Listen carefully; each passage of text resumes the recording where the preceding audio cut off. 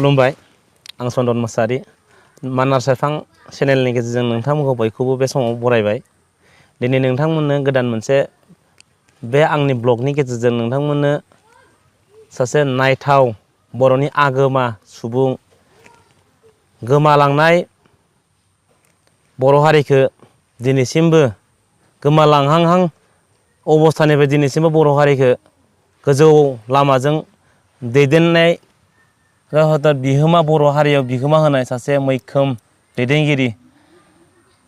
जाय बिथांखौ बयबो मुंखौल' खोनाबाय थादों नाथाय मोगथाङाव बिथांखौ नुफेरनो मोनाखै। आं दिनै नोंथांमोननो आंनि ब्लगनि गेजेरजों नोंथांमोननो दिन्थिनो थाखाय नाजादों। दा आं बे समाव दं बर'नि फेस्लानि राजा होननानै बिथांखौ गोबाङानो मिथिगौ बुङो। दा बिथाङानो जाहैबाय टिपु नार्जारि बिथां सारनि जिङाव दंफैयो। दा बिथांखौ आं लोगो हमना फैदों। दा गोबां सुबुङा दिनैसिमहालागै नामखौल' खोनाबाय थादों, दिनैसिमबो नुनो मोनाखै। दा जोंबायदि इउथ्सफोरा फ्राय 90% सुबुङानो बिथांखौ नुनो मोनाखै, खिन्थु बिथांनि जिथु बिथांनि फेस्लाखौ हयथ' खोनानो मोन्दों। थ' बे समाव आं नोंथांमोननो दिन्थिनो थाखाय नाजादों। गिबियाव आं मानास सेरफां चेनेलनि जानानै आदैखौ सारखौ गांसे आर'नाइजों बरायना लाग्रोनो सानदों। दा जिहेथु सारा जोंनि जोनोम जानायनि सिगां बेसेबा गोबाव बोसोर सिगांनो जोनोम मोनखानानै बर' हारियाव गोबां बिहोमा लांबाय। हयथ' सारमोननि जों माखासे फेस्लाखौ बिथाङा दिनैसिमबो जोङो दाबो गोसोखाङो, नायनो लुगैयो। थ' फैयै फैयै दिनै आदैखौ आं बेवहाय लोगो हमफैबाय। बे समाव गांसे आर'नाइजों बरायनानै लाग्रोनोसै। गोजोननाय थाबाय। बरायबाय। आं गिबियावनो नोंथांनिफ्राय गोबां बाथ्रा मिथिजानो लुगैगोन। हयथ' आंबो मिथिया नोंथाङा जे बबेनिफ्राय मा जाबोखो दिनैसिमहालागै बे बोराय बैसोआलागै मा मावबोखो। थ' गोबां बर' सुबुङानो जोंनि इउथ्सफोरा मिथिया। बेनिखायनो नोंथाङा नोंथांनि मावबोनाय जिउनि जारिमिनफोरखौ एसे फोरमायो। हयथ' नोंथांनि बोराय बैसोनि श्रेनिनि मानसिफ्रा हयथ' मिथिखागोन, नङा होमबा? खिन्थु इउथ्सफोरा फ्रायानो मिथिया। थ' बेनिखायनो एसे मिथिहोनो थाखाय आङो आदैनि जिउआव फैदों। जियानो जा आदै, नोंथांनि मुं, नोंथांनि थं एसे फोरमायग्रोयोबा मोजां जागौमोन। नामाथ' बयबो मिथिगौ सिं माबा बोरै इसेबां बेलरा दोनखो टिपु नार्जारि होनब्लानो बयबो मिथिजोबो। नाथाय खोथाया जाहैबाय सोरबा सिनाया। माब्लाबा टिपुनि खाथियावनो थानानै टिपुनि खोथा रायलायो। नामखौ मिथियो। नामखौ मिथिगौ। सारा बर' समाजा टिपु नार्जारि होनब्लानो मिथिगौ। दा गाहाय थङा जाहैबाय आंनिया मुसलपुर बाथौफुरि दिघलदङा होननानै बुङो। बेयाव दिघलदङानि गेजेरावबो दख्लासेल'खाय जोंनि एरियानि मानसिफ्रा दलर माखाबो होनो गामिखौ बेनो। बेनि उनाव आदैया दासिमहालागै बबेनिफ्राय थांनानै बबेसिम बोरै जाबोखो, जिउआव जोनोम जानाय जायगानिफ्राय बबेयालागै बबेखौ दावबायलांखो, एसे जायगाफोरखौ दावबायनाय जायगाफोरखौ थाबोनाय जायगाफोरखौ न'खर खुंबोनाय थानायाथ' जायगाफोरखौ दङ दाबथाम दाब्रैसो। खिन्थु खोथाया जाहैबाय बेफोरखौ दोनहोनायनि आसोल गुदिया जाबाय उन्दैनिफ्रायनो हारिमुखौ मोजां मोनोमोन आं। जेब्ला 1976 मायथाइ बे समावनो हारमुनिखौ सानबायाव 80 थाखा गंसेयाव बायनानै सोलोंना लादोंमोन। सानबाजों रोंदोंबो। सानबायावनो रोंदों। बे हारमुजों थायैनो ग्रोबै माबायाव 1977 माबा मावरियास्रोन होननाय लांदां गान बानायदोंमोन। बै समनिफ्राय थायै थानानै उनाव आरो लासैनो बिथाङा आनन्दलोय लाहारि बेजों सरजाबनानै रेगे रेगां बर' फस्ला फुथ्ला थियाटार बेयाव थानायसै। बिनि उनाव बाग्रांलि बर'नि काथलिगावनि बिथाङा बेयाव हसिख्राव मुसुखा थियाटाराव स्टार्ट खालामनानै थाबाय। बिनि उनावनो बोसोरसे उनाव गरेस्वरनि बार'लाम्फा मुसुखा थियाटार बेखौ माबानायसै। बिनि उनाव आरो 1987-88 मायथाइयाव आं निजाहैनो पुर्निमा पापेट थियाटार मुंनि मोनसे पुतला थियाटार बानायनानै बेखौ 2008 मायथाइसिम आं सोलिदों बै समनिफ्राय आरो बिनि गेजेरावनो आगोलाव माबा खालामदोंमोन बे अडिअ' केसेटफोर जेरै फार्स्टआव बानायदोंमोन आं मिनि बालानि डायलगआ आंनि गोजा बिनि उनाव हायना मुलि जेरै गोसोआव दंदां दालाल मावनानै बेबाराव ट्राक सलाय इथा लाबो आंनि न' जिंनि लामाखौ 2 फुट गोथौ खालामबाय बाहादुरि मारिदों दालाल खालामनाय थाखाजों गोदोर मानसि खोन्थैदों आरो बेबाराव बानायलायबाय आंनि हासिङाव पायखाना बे पायखानानि खि रोसिया आंनि हासिङाव गोग्लैयाना बेफोरबादिमोन डायलगा ओरैबायदि इन्टारेस्टिं खाना आरोबावथ' दङमोन दसे उनाव जों खोनासंलायनोसै ना ओरैनो आदै दा फार्स्टआव गफुर नेक्स्टआव गफुर ना मा होनदोंमोन जायगाया थानाया बे सोलिबाय थानाय टाइमावनो बेयाव मुसलपुर बाथौफुरिनिफ्राय थांनानै अरिजिनाव दाबो बेनो बाथौफुरियानो बिनिफ्राय गफुराव 1993 थांदों माने हादान जाहैबाय बिनिफ्राय बेहायबो न' गंसे बानायना गारबोदों दा बबेयाव दं ओमफ्राय बिनिफ्राय आरो दा नै फैयैहाय माबायाव 2000 बे 8 मायथाइयाव साउदुरफिथा दा थानाया बे अन्थाइबारि हादान बेयाव दासिम दंथ'यो ओरैनो दा बे जाय नायगिरि बिथांमोना नोंथांखौ दिनै नुनो मोनखासिगोन नुयोब्ला दा नोंथांखौ माब्लाबा लोगो हमनो गोनांफोर सोरबाफोर जायोब्ला नोंथांखौ बबेयाव लोगो मोनगोन ओरैनो मानसिया थाथिरा बैयाव थालाय खोथाया जायगा कन्टेक्टजों लोगो हमनांगोन कन्टेक्टजों होमबाथ' नोंथांनि कन्टेक्ट नाम्बारखौ जानबुं नाम्बारखौ स्क्रिनाव होनांगोन अब्लासो फन खालामनांगोन नङा होमबासो लोगो मोनलायगोन ना थारमाने सिथाय बबेयाव लोगो मोनगोन नोंथाङा बुंनो हाया माब्लाबा दरंआव थायो माब्लाबा उदालगुरियाव थाहैगोन माब्लाबा क'क्राझार आरो दाथ' क'क्राझाराव शुटिं सोलिगासिनो दं गोबां थाङो बुंबाय थायो बबेयाव लोगो मोनगोन एक्सुवेलि बेखौ बेयावबो नुयो ना खिन्थु बेनिखायनो नोंथाङा होमबाथ' बबाव लोगो मोनगोन बुंनो हाया कन्टेक्टजोंसो लोगो मोननो हागोन दा नोंथाङा फार्स्टआव मा मावजेनदोंमोन आरो मा मावनायनिफ्राय नोंथाङा बर' हारियाव एसेबां मुंदांखा जादोंमोन जायखिजायाहै मुसुखायावबो नागिरोमोन आंखौ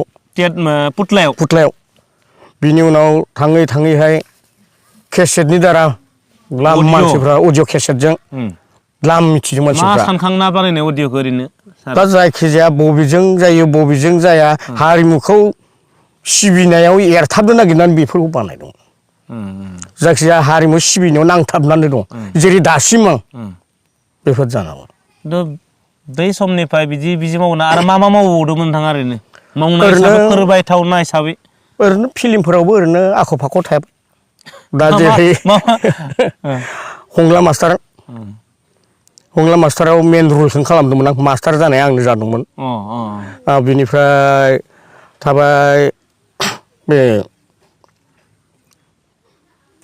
गोसोनि राव बेहायबो रल खालामदों नोंथाङा रल खालामदों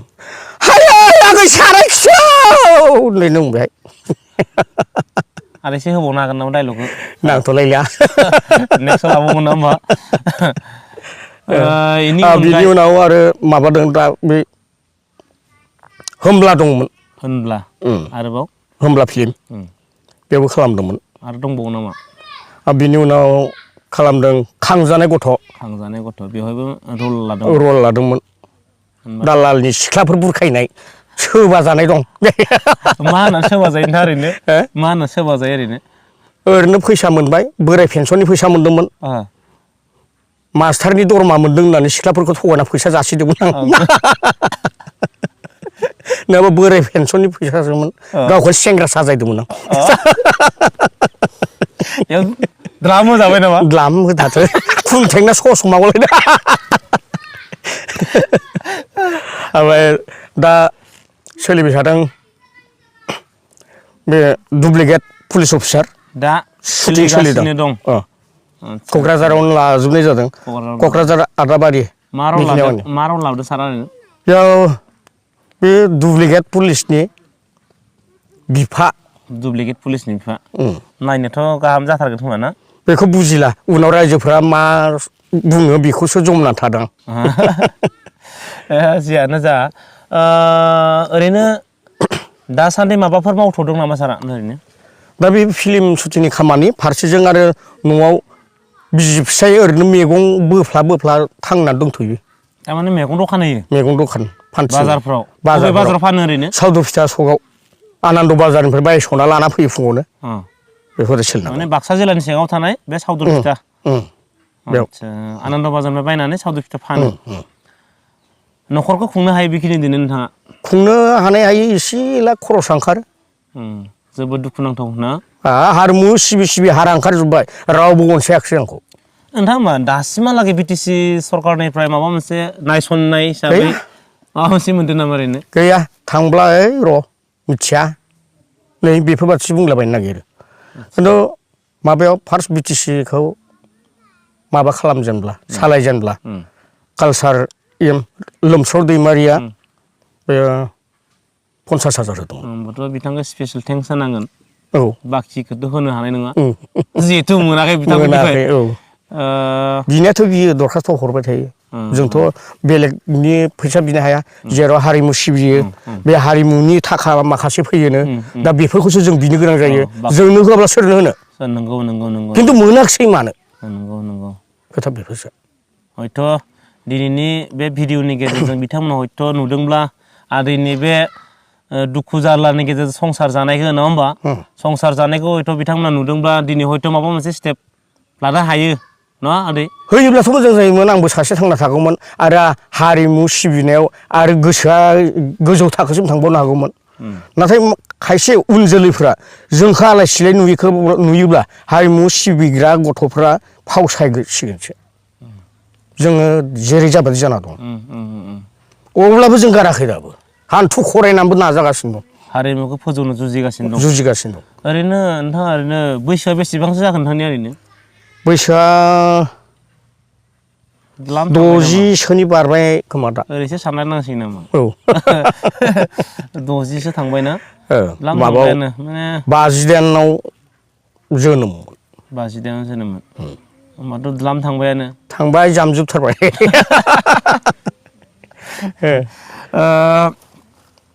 बेफोरनि अनगायै जिथु मावबोबाय बर' हारियावथ' गोबां बिहोमा होबोबाय जेनेबा बै समाव पुतलायानो जोनोम मोनग्रोदोंमोन बर' गेजेराव ना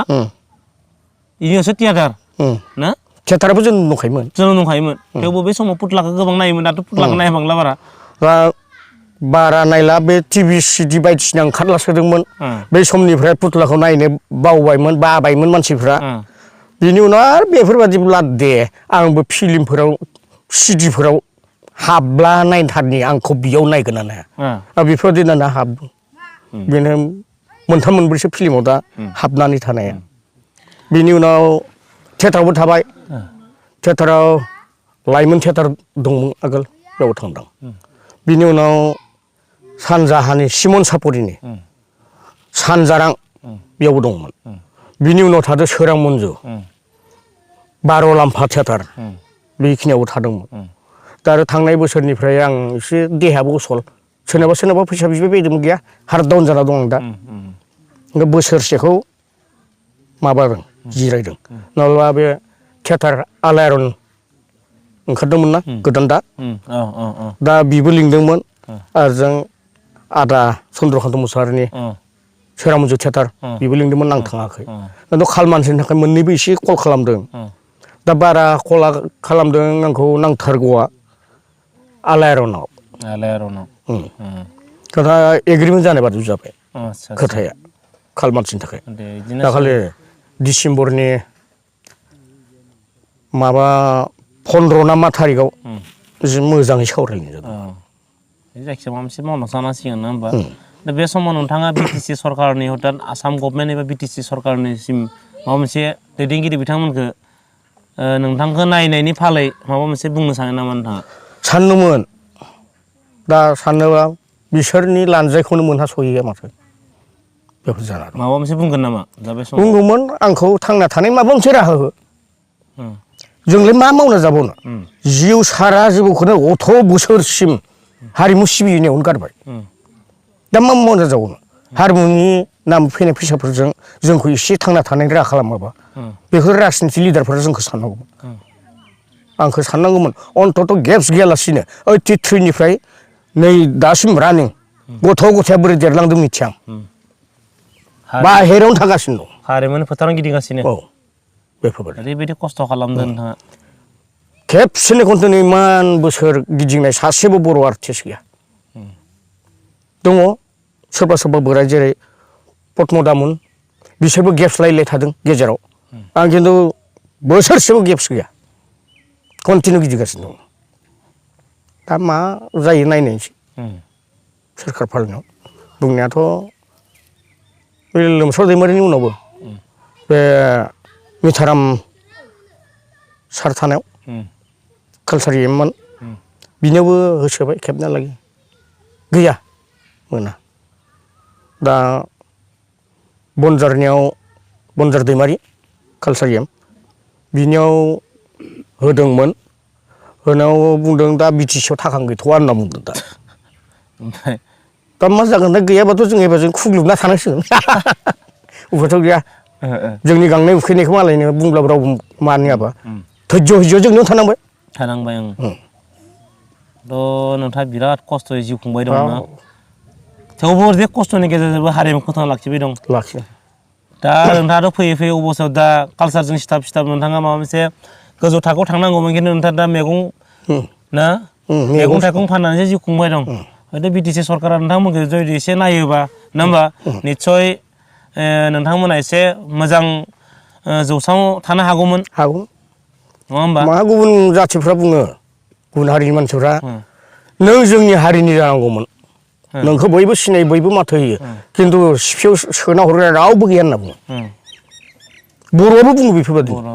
नों खुगाजों बुंना मा जानो हाथे कामे जानांगोन जेबो गैया दुखुनांथाव जादों अब्लाबो थैजासिम आं हारिमुखौ गारा मावबाय थागोन दा बे बैसोआव जों हारिमुआव मावनो गोनां गोबां खामानि दंबावो आरो जों मा मावना जाबावनो अथ' बोसोर बिदिनो थांना थानानै खामानियानो जोंनि बिनोसै ओरै होननानै सानना लादों आं दा बिराद थेंक इउ साबायखर थाबाय आदै बिराद मोजां साननाया मोजाङानो प्लास बे समाव जोंनि इउथ्सफोरा जोंनि सेंग्रा सिख्लाफोरा हारिमु बिथिङाव सोरबा बायदिया दावगाबोनो बिराद नाजादोंमोन सोरबा बायदिया न' सिङाव उन्दुना दं नाजायाखै बे समाव फैनो जितु लामा नागिरबोनाय मानसिफोरखौ बोनानै लाबोखानाया दायथ'आ नोंथांमोननि दा बे समाव मा होनना लाना फैगोन जेनेबा मा बुंनो सानो दा बे समाव दा बेनोथ' दा जोंखौनो नेरा नुयोब्ला अथ' बोसोरनि मानसिफ्रा जाबादि आलाय सिलाय लास्टआव जेबो गैया लाथिख' बेखौ जोंखौ नुहुरोब्ला उननि जेनेरेसना हारसिंनो बोखांना लाबोनो हानाय नङा गोथेनानै थागोन बेखिनि आरो जोंखौ मोजां नुब्लासो बिसोरबो फैगौमोन जेराव सारा जिउखौनो आं हारिमु सिबिनो बावना दोनदों दा बेबायदिनो नोंथाङाथ' गोबां अडिअ' केसेट बानायबोबाय थाबाय जोंनि इउथ्सफोरा फ्राय खोनाबाय थादों खिन्थु मोगथाङाव नुवाखै नोंथांखौ दिनै मोगथाङाव आं नोंथांखौ लोगो हमफैबाय आंबो मिथिनो मोनबाय नोंथाङा बेवहाय दङ दा जियानो जा नोंथाङा दिनैसिमबो मा अडिअ' रेकर्डिं खालामबोखो बेनि एसे सर्ट डायलगफोरखौ एसे कमेडि खोनादों दंमोन बेथ' बे हायनामुलि आरो बिनि आगोलाव माबामोन मिनिबाला मेन्टेल बाबुनि लेक्सार होननानै आं बेखौ बाहायदोंमोन आगोल जेराव बे डायलगफ्रा जादोंमोन अखा हाब्ला आंनि न'आ सासेबो गथ'फोरानो उन्दुजाया हाथरखि नुहुरजोबखायो अखाफोर नुहुरो दा थेन फिसाखौ बोखांबाय एखुइ साबा न'आ बायग्रेब सासे साफिनब्ला गासिबो साफिनजोबनांगौ बेफोरबायदि डायलग दङमोन आरो बिनिफ्राय माबा जिया बालन्दा होननाय बिराद नाम जादों आरो दा जिया बालन्दायाव डायलग खालामदों माखासे आमैलै बा बैसागोनि जौ बिदै आंनोबो एसे हरदोब्रा बिनिफ्राय दंबावोमोन दे गाखो मेथाइनि डाइलग दंमोन आगै मालें बे फै मालाय जरा मटर गाखो गौरां पार्कआव बेरायनो थांदों जोंहा सानैबो साइकेलजों थांगोन गाखो आगै जायगाया नाथाय आंनिया गेजेराव बेफोरबायदि दंमोन आरो एसे आरो मा दंबावो माखासे जिनिसफ्रा गोसोआव गैजोबला गोगोम दंथारोमोन उनफोराव सम मोनोबा आरोबाव सावरायलायबावनोसै नङा होमबा उननि समखौ नायनोसै बे समाव बिथां टिपु नार्जारि सार बिथांजों गोबां खोथा सावरायलायबाय हयथ' जोंनि सेंग्रा सिख्ला दानि जेनेरेसन नैबे जोंनि स्टेजनि मानसिफोरा हयथ' बिथांखौ नुफेराखै मोगथाङाव डाइलगखौल' खोनाबाय थादों जिया बाल'नानि खोथा बे मा होनना बालन्दा टप 10 बालन्दा टप 10 गोबां आं सिखाव नङालै आं सिखाव नङा आं दरल'सो नारदोंमोन होननाय दंमोन आरो हायना मुलि दंबावो दर नारनाया सिखाव जायाखैमोन आरो हायना मुलि दंबावो हायना मुलि जिथु दा फैला मेन्देलामोनथ' हायना मुलि शुटिं खालामबाय थादों सिगां नोंथाङा मा हायना मुलिखौ सिगां नोंथाङा फार्स्ट बानायग्रोदोंमोन नामा बानायग्रोदोंमोन बिसोर आंनि लानोसो गोसासोमोन सर्टआ माबायदि ओरैनो बिनो हायना मुलियाव हायना मुलियाथ' खन्द'सोमोन बेफोरदि खन्द' गासै थुल मुलहै बेखौ हायना मुलि नाम दोननाय जादोंमोन बेनिफ्राय दा जेरै फैला मेन्देलामोननि हायना मुलि बेयाव आंनि बालन्दा टप 10नि मोनथाम मोनब्रैसो हाबनानै दङ प्लटआ बे हायना मुलियाव जेरै गोजौआव गाखोना फासिनांनो नागिरनाय अजा देथारनाय बेफोर खेरा अजा देथारनाय बेफोर प्लटआ नोंथांनिमोन नङा बे आं बालन्दा टप 10आव आगारखाना दोनदों बेयाव बिथांमोना बेखौ सोसननाय जादों बेफोरबादि दा दासिमबो हारिमुनि बिथिङाव नोंथाङा मेङाखै थारमाने न' मेङाखै बोरायदोंब्लाबो मानो होनब्ला मावनांगौ द्लाम खामानि दंबावो बिराद बेखौ सानदों मेंनो रोङि सासे मावथि जोहोलाव नोंथाङा दा नायनोसै मा जायो सानसेबाथ' सानसे लावनांसिगोन गसाया लाङोब्ला दा गसाया थांनांगौ टाइमाव लाङोब्ला आद्रा थालांनाय बायदि जासिगोन गोसोफ्रा माथो खालामनो इसोरानो लांखायोबा नङा होमबा जोबोर इन्टारेस्टिं नोंथांजों रायज्लायना जोबोर गोजोननाय मोनबाय नोंथांनि जिउनि जारिमिनखौ दिनै बुफ्रुजोब्बाय बिथाङा हयथ' बुफ्रुनो गोसो गैयामोन खोमा बुफ्रुजोब्बाय आंबो बे मिनि बालायाव ओरैबादि दंमोन बे दाउ आथिमंगल जानो थांदोंमोन बिखुनजोनाव दा दाउला दाउ होसोनो थोनदों बिखुनजो बिजामादै होसोगासिनो दं ओइनो जावैसै गोजाम मानसिखौ होसो होनगासिनो दं बिखुनजो थोनथारनाय नालाय गोदानथार आंबो होसोबाय होसो जाबाय दाउला दाउआ बाख्रि सिङाव हाबना हैबाय बाख्रि सिंनिफ्राय एरहनबाय बिखुनजोनि साजों दाउआ बिरदावना थांबाय दाउखौ बारसिनदों होनना बारसिनजाया बिखुनजोखौसो बारसिनदों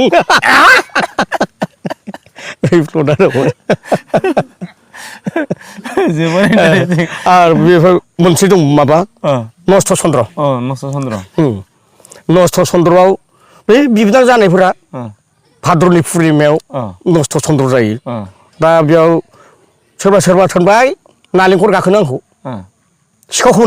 खावनानै नालेंखर दा बेफोरबायदि बिबोनां जानायफोराथ' खिन्थाबाय गाखोबाय आंबो जि गाखोयो फिथाइ मोनहैहांब्लानो जों बिखुनजो आन्दाज लाबायब्ला बोराय नालेंखर बिफाङाव गाखोनानै दं बै जि लामग्रा दान्दाजों एक्ला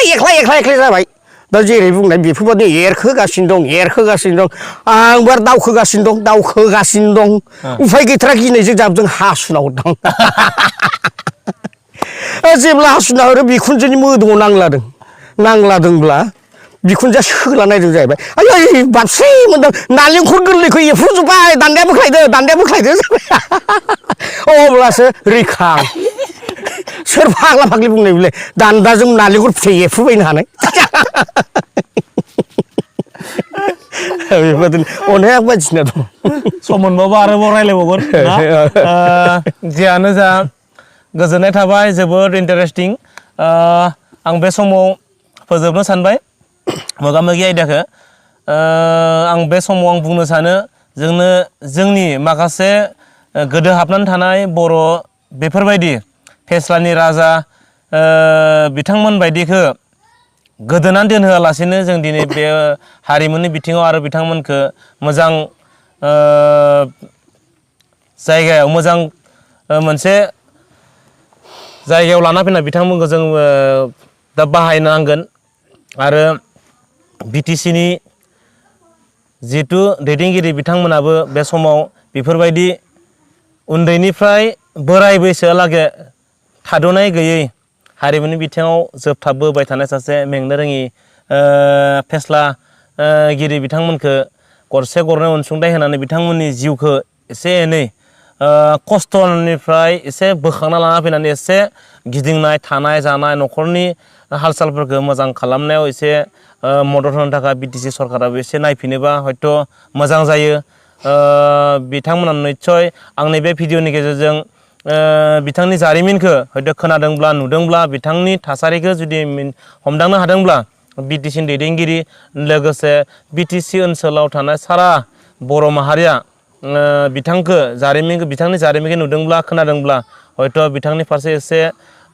अनसुंथाइनि सानोब्ला मोजां जायो। आं बेखौ आंनि चेनेलनि थ्रुयै बयखौबो खावलायबाय जाहाथे एसे एसे अनसुंथाइ होलायनायनि गेजेरजों हयथ' बिटिसि सरकारनिफ्राय एसे बिथांनो अनसुंथाइ होनायनि गेजेरजों हयथ' बिथांनि आरोबाव न'खरनि खुंथाइ हालोदफोरा एसे मोजाङाव फैयोब्ला हयथ' बिथाङा कालसारनि बिथिङाव हारिमुनि बिथिङाव आरोबाव बर'नि गेजेराव गोबां बिहोमा होबावगोन आरो बर' हारिखौ गोजौ दैदेनलांनो थाखाय बिथाङा आरोबाव जोंखौ बर' माहारि हिसाबै बिथाङा हेफाजाब होबावगोन। बेनिखायनो बयबो बिथांनि फारसे बयखौबो नोजोर होनो थाखाय एसे नोजोर होलायनो दैदेनगिरि बिथांमोन नोजोर होलायनो थाखाय आं खावलायबाय। जोबनायाव आरोबाव बिथांनि जिउआ गोलाव जाबावथो बेखौ मिजिंथिनानै दिनैनि बे नोंथांजों सावरायलायनाय मोगा-मोगि आयदाखौ बेखिनियावनो फोजोबथ'बाय। आरोबाव उनाव लोगो मोनलायबावोब्ला साबसिननिफ्राय हामसिन जों मोजां सावरायबावलायगोन नङा होमबा? गोजोननाय थाबाय। दे गोलाव जाबावथों।